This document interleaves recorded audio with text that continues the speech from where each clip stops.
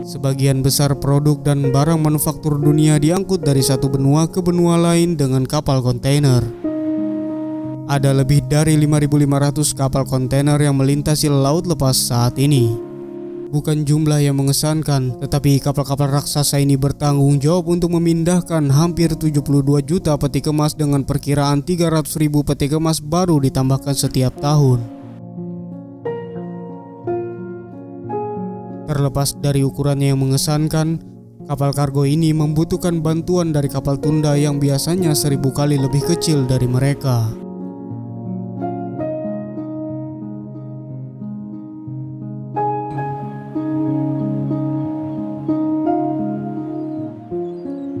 Manuver dan dukungan kanal pelabuhan dan area di mana ada lalu lintas kapal yang membongkar muat barang. Mereka akan membantu kapal-kapal maritim besar seperti kapal kontainer.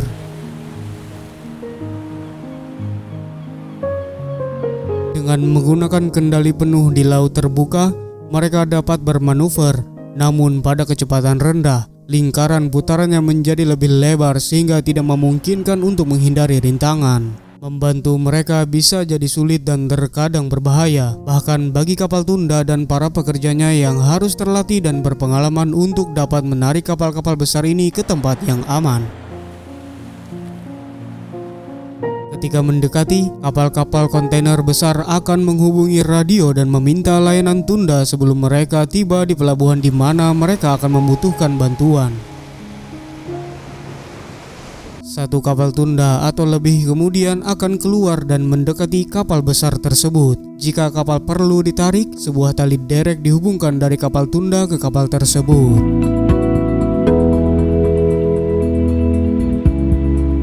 Tali derek biasanya berupa tali 12 untai yang kuat yang terbuat dari polietilen dengan berat molekul sangat tinggi. Mana dikombinasikan dengan kekuatan mesin kapal tunda yang luar biasa dapat menarik kapal kontainer seberat 100.000 ton tanpa henti. Dengan mendorong dan menarik dengan kapal tunda membantu untuk belokkan kapal, dermaga, dan benda-benda fisik lainnya yang mungkin menghalangi. Ini adalah proses yang teratur dengan memperhatikan detail sehingga semua nyawa dan peralatan di sekitarnya terlindungi.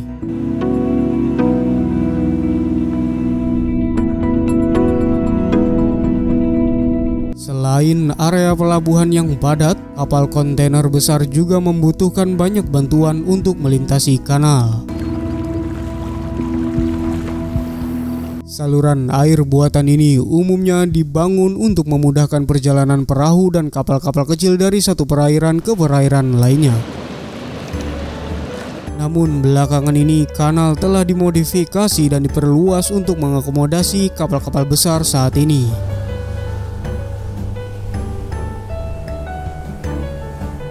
Kanal Panama misalnya membagi Amerika Utara dan Selatan dengan jalur air sepanjang 51 mil yang menghubungkan Atlantik dengan Samudra Pasifik.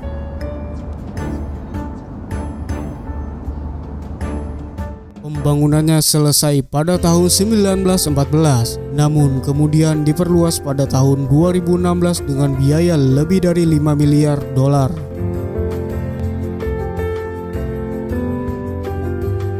Kapal kontainer besar harus bermanuver melalui ruang air dan gerbang yang terpisah yang dikendalikan oleh 3 set dari 12 kunci.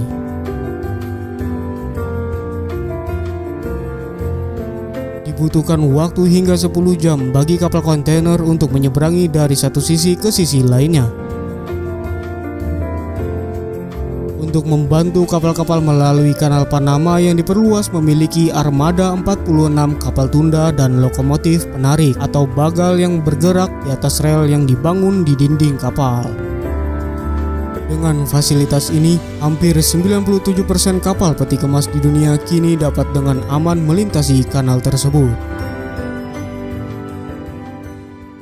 Di Eropa, tepatnya di Yunani adalah Kanal Corinthus yang dibangun sejak tahun 1893. Kanal Corinthus sepanjang 4 mil hanya selebar 70 kaki di dasarnya dan dibatasi oleh tembok setinggi 170 kaki di kedua sisinya, membuatnya menjadi jalur terlarang bagi kapal kargo raksasa dan kapal pesiar. Namun pada bulan Oktober 2019, Fred Olson Cruise Line mencetak rekor dunia ketika kapal pesiar Braemar menjadi kapal terpanjang yang pernah melewati Kanal Corinthus. Kapal besar berukuran 640 kaki ini melakukan penyeberangan selama 25 hari. Untuk membuatnya lebih istimewa, ratusan penumpang berada di atas kapal dan menyaksikan dengan penuh semangat saat kapal ditarik dan bermanuver dengan hati-hati oleh kapal tunda melalui lorong sempit. Kapal melakukan penyeberangan yang sempit ini dengan dinding kanal yang hanya berjarak beberapa meter di kedua sisinya. Berdasarkan ukurannya yang terbatas, kanal ini digunakan oleh kapal wisata. Sekitar 11.000 kapal melewatinya setiap tahun. Namun perlu dicatat bahwa berlayar melalui jalur air antara Teluk Corinthus dan Saronic ini dapat menghemat perjalanan setiap kapal sejauh 185 mil laut.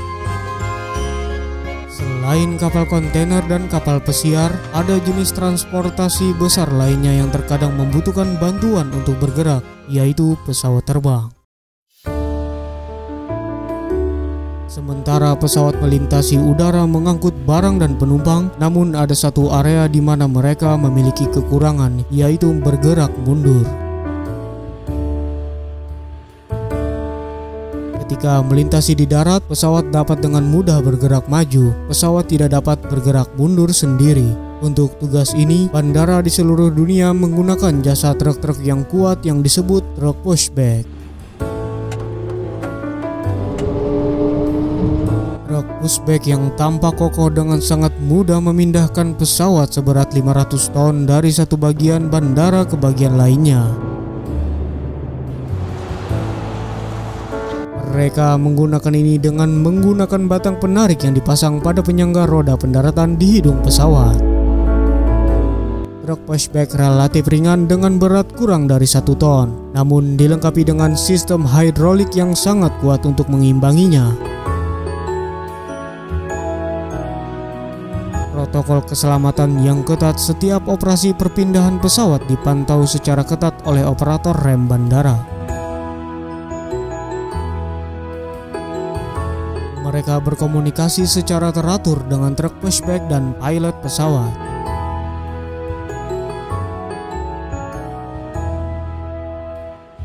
Pesawat dari semua ukuran menggunakan truk pushback ini, mengingat tidak ada satupun dari pesawat yang diproduksi dengan gigi mundur.